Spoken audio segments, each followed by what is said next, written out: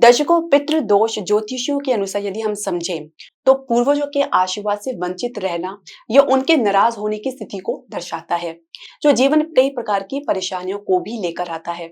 सामान्य स्तर पर यदि हम समझे तो पितृदोष के कारण को तो जाने या अनजाने में पितरों का अपमान करना या उनसे जुड़ी हुई कोई भी विधियों को पूरा ना करना इत्यादि को भी ये दर्शाता है। इसके अलावा कुंडली के अनुसार यदि हम देखें तो कुछ अशुभ ग्रहों की उपस्थिति भी पितृदोष का निर्माण करती है। अब जैसे कि नवम भाव में सूर्य के साथ राहु का होना या नवम भाव में राहु का होना या अन्य अशुभ ग्रह का होना, जैसे सूर्य और शनि का युति होना नवम भाव में, तो इस प्रकार से ही समझे तो ये छोटी मोटी बात को अगर हम देखें तो ये एक क्लियर इंडिकेशन देता है पितृदोष का।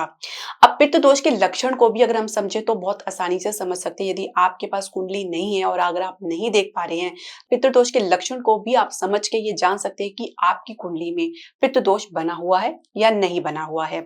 इसके लिए अगर हम समझे तो कुछ लक्षण इस प्रकार है, जैसे परिवार में कलह कलेश का लगातार होना, माता पिता का निरंतर अपमान होना, ये भी एक पितृदोष के लक्षण को दर्शाता है। विवाह और संतान से जुड़ी हुई समस्याएं, जैसे कि विवाह के लिए काफी दिनों से प्रयास करें लेकिन विवाह ना होना।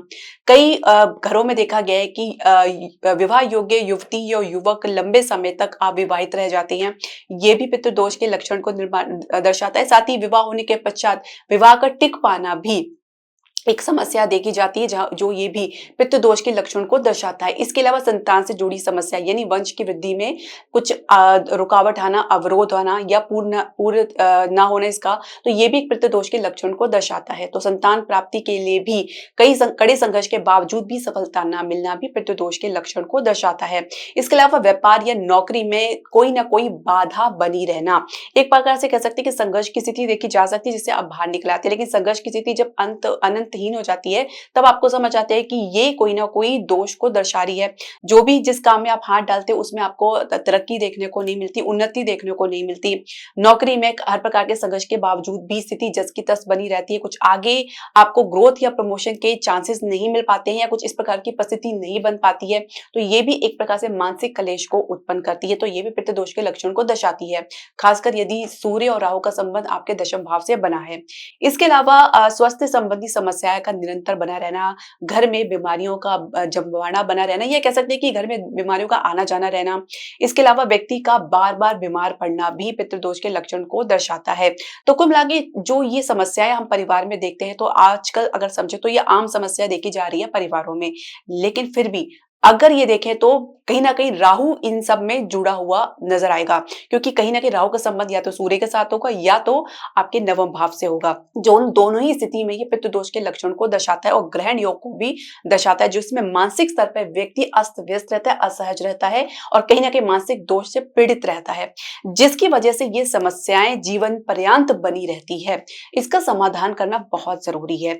अगर आपको पता भी नहीं है कि आपकी कुंडली में पितृदोष बना है या नहीं बना है, तो भी आपको पितृदेव को प्रसन्न करने के लिए विभिन्न प्रकार के उपाय जरूर करने चाहिए। आपकी जो सामर्थ्य है उसके अनुसार आप ये उपाय जरूर करें, क्योंकि तभी आपको पितृदोष से या अन्य प्रकार की समस्याओं से शांति देखने को मिल सकती है। देखिए, घर में यदि आप खुशहाली चाह रहे हैं, सुख शांति चाह रहे हैं, सबसे जरूरी है शांति होना।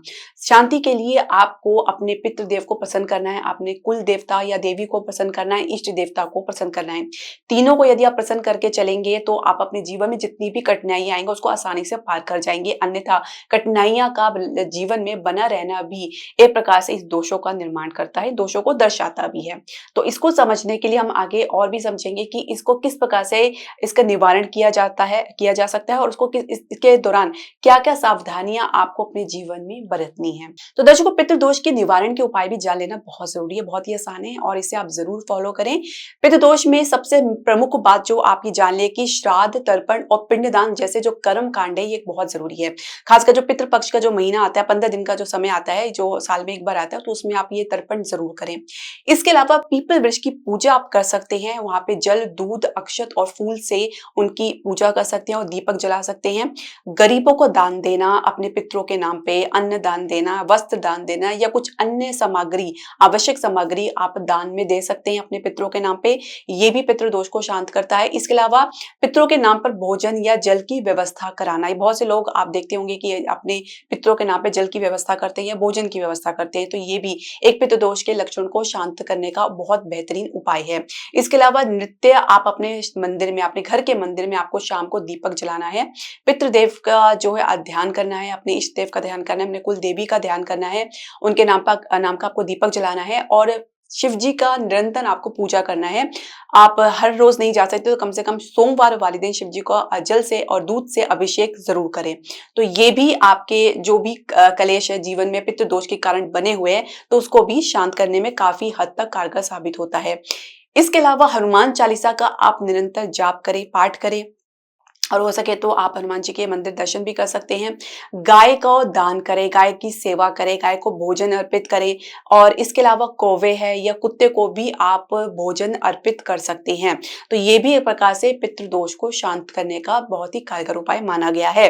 कपूर जलाना, देखिए कपूर जलाने की एक विधि होती है। शाम के वक्त आप 2 कपूर की टिकिया आप जलाकर पूरे घर में दिखाकर घर की चौखट में आप उसे रख सकते हैं। तो ये भी जितने दोष है, जितनी नकारात्मक एनर्जी है, उसको भी दूर करता है और आपके जीवन में, आपके घर में शांति और खुशहाली लेके आता है। तो कपूर का आप अगर हर रोज नहीं कर सकते तो और डेज में, जैसे कि मंगलवार, बृहस्पतिवार, शनिवार को इस शाम के वक्त आप घर में या किसी दुकान में, आपका है शॉप है या कोई आपका ऑफिस है, तो वहां पे कपूर जरूर जलाएं।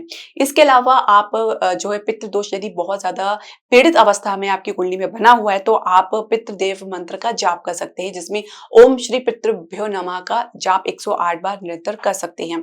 तो ये भी आपके पितृदेव को प्रसन्नता प्रदान करता है। तो दर्शकों, पितृदोष को आप हल्के में ना ले। जो ग्रहण दोष है या पितृदोष है जीवन में बना रहता है सूर्य और चंद्रमा के कारण, तो इसकी वजह से भी जीवन में बहुत सी कठिनाइयों का सामना करना पड़ सकता है और इसके वजह से आपको मानसिक कलेश से गुजरना पड़ सकता है, तनाव से गुजरना पड़ सकता है और ये स्थिति कुछ आपके जीवन में प्रतिकूलता लेकर आ सकती है। तो कहीं ना कहीं आपको इसके आधार पे समझना होगा कि पितृ दोष को शांत करना ही एक बेहतरीन उपाय है और इसको आप हल्के में ना ले। अपने माता पिता का अपमान बिल्कुल ना करें, माता पिता की उचित सेवा करें और माता तुल्य जो भी बुजुर्ग व्यक्ति हैं उनको आप कभी भी अपमान ना करें या उनके साथ किसी प्रकार के वाद विवाद या झगड़े में ना पड़े। हो सके तो अपनी तरफ से रिस्पेक्ट देने का प्रयास करें। देखिए, जो जैसा है आप उसको बदल नहीं सकते, जिसकी प्रवृत्ति जैसी बनी है आप उसे बदल नहीं सकते, लेकिन जो न्याय संगत है आप अपने दायरे में रहकर ही आप उसका सुधार कर सकते हैं। बाकी हो सके तो आप अपने घर में ही अपने बुजुर्गों का जो आपके घर में उनका आप सेवा कर सकते हैं, उनका आप उचित ध्यान रख सकते हैं और ये उपाय बहुत आसान है, आप इसे जरूर करें। इससे आपको जरूर शांति मिलेगी, परिवार में जो रुकावट बनी है वो भी दूर होगी। लेकिन कोई भी समस्या दूर होने में समय लगता है, क्योंकि जब भी आप कोई उपाय करते हैं तो धीरे धीरे उसका असर देखने को मिलता है। तो दर्शकों, आपके जो भी प्रश्न, सजेशन या क्वेरी आप हमारे कमेंट बॉक्स में जरूर डालें। इसके अलावा आप हमारे चैनल को लाइक और शेयर और सब्सक्राइब करना बिल्कुल ना भूलें। हरे कृष्णा।